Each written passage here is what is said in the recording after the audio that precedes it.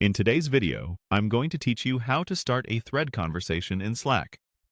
Threads are the simplest way to keep a channel or direct message organized, especially when a single post sparks a focused discussion.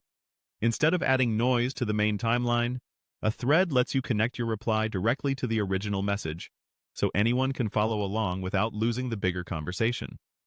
First, open Slack and head to the place where the message you want to respond to lives.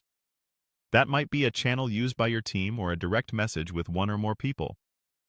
Use the sidebar to select the conversation, or use the search bar if you know the name. Channels are best for broader topics shared with a group, while direct messages are great for quick, private exchanges. Once you're in, scroll until you find the exact message you want to respond to. It's important to pick the right one, because your thread will be anchored to that specific post. Next, move your mouse over the message.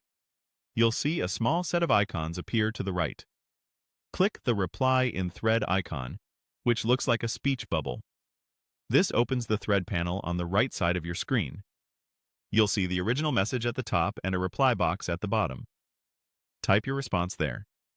Keep it focused on the original topic so the thread stays useful and easy to skim later. Before you send, decide how visible you want your reply to be.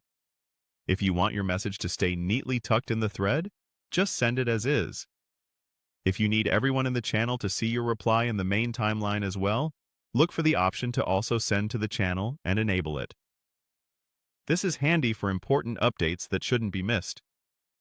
You can also mention people with the @ symbol to make sure they get notified, attach files for context, or add quick emoji reactions for clarity and tone.